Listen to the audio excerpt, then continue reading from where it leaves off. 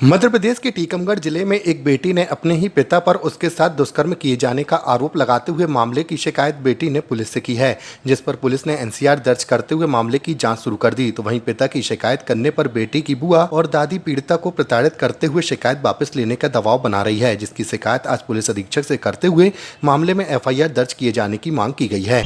मामला ये है कि 27 मार्च को मेरे पिताजी ने मेरे साथ दुष्कर्म करने की कोशिश की थी, जिसकी मैंने एफआईआर 27 मार्च को कराई थी। तो उस सिलसिले में मेरे पिताजी तो जेल में है, पर मेरी जो दादी उर्मिला सिंह, जो मेरी बुआ संगीता सिंह है, वो बार बार आके हम लोगों को डराती हैं, धमकाती हैं, घर से निकल जाने के लिए प्रेरित करती हैं कि जब निकल जाओ इस घर से, मेरी माँ का है, तुम लोग यहाँ पे नहीं रह सकती। और हमेशा झूठे मामले दर्ज कराती। 3 तारीख को ये आई थी, मेरे ऊपर मेरे माँ जी के पूरे गहने लेके चली गई हैं, उल्टा हम लोगों पे चोरी का झूठा आरोप लगा रही। तो जब एसपी महोदय की कृपा से हम लोग तो बच गए थे, पर अभी जी फिर 27 तारीख को आती है। हाँ, 27 को फिर जी आके हम लोगों पे कैमरे लगवाती हैं। अगर ये बाहर लगवाती हो ठीक है, इनने कैमरे गैलरी में लगवाए, मेरे कमरों में लगवाए, जिससे मेरी प्राइवेसी भंग हुई। मैंने मना किया, विरोध किया, तो इन्हें गाली गलौज की, मेरे सबूत मिटाए। मैंने इनकी रिकॉर्डिंग करने की कोशिश की, तो इन्हें मेरा फ़ोन खो डाला पूरा, जिसमें मेरे पूरी साक्ष्य थे। इस वजह से फिर मैं कोतवाली गई, तो कोतवाली में मेरी बिल्कुल सुनवाई नहीं हुई, मेरे किसी ने नहीं सुनी। सब कह रहे थे कि अगर अब तुम फिर से आई तो उल्टा तुम्हारी पर एफआईआर कर देंगे। कौन कह रहा था?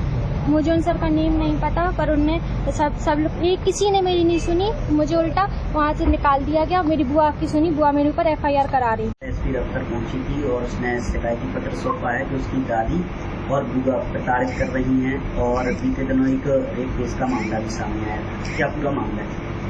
इसमें वो बच्ची द्वारा विगत दिनों में अपने पिता के विरुद्ध दुष्कर्म की शिकायत कराई गई थी, जिससे उसको अपराध पंजीबद्ध करके उसके पिता को जेल में भेजा गया है और उसमें अग्रिम कार्रवाई भी की गई है। अभी पुनः उसके द्वारा आवेदन दिया गया है कि उसकी दादी और बुआ उसको परेशान करते हैं, उनके कैमरे इत्यादि लगाए, तो उसकी भी हम बिंदुवार जांच करवा रहे हैं। और उसमें अगर कोई ऐसा लगेगा कि कोई आपराधिक प्रकरण दर्ज करने का होगा तो हम तत्काल प्रकरण दर्ज करेंगे और उसमें अग्रिम कार्रवाई की जाएगी। पूर्व में भी कार्रवाई की गई है, अभी भी की जाएगी।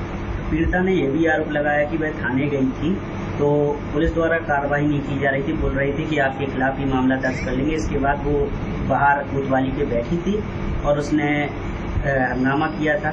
फिर इसके बाद एनसीआर दोनों पक्ष से की गई थी। ये पूरा मामला, इसमें दोनों पक्षों की शिकायत आवेदन पत्र थाना कोतवाली में भी प्राप्त हुई थी, जैसे कि थाना प्रभारी ने मुझे बताया था, और मैंने भी इसकी तस्दीक करवाई है। उस दिन दोनों पक्षों को एनसीआर भी दी गई थी, क्योंकि प्रथम दृष्टया मामला सीसीटीवी कैमरों को लगाने और गाली गलौज करने, घर में एक सामान्य जैसे जो वातावरण हो जाता है एक दूसरे से, वो हुआ था। कोई ऐसा गंभीर मारपीट या कोई ऐसी चीज सामने नहीं आई थी जिसके तत्काल अपराध पंजीबद्ध किया जा सके। फिर भी हमने उसमें गंभीरता से लेते हुए आपराधिक प्रकरण दर्ज न करके एनसीआर दी है, और इसमें और जो बिंदु उनके द्वारा दिए गए हैं उनकी भी जांच की जा रही है। अगर उसमें ऐसा कोई तथ्य सामने आता है तो तत्काल संज्ञान लेकर कार्रवाई की जाएगी।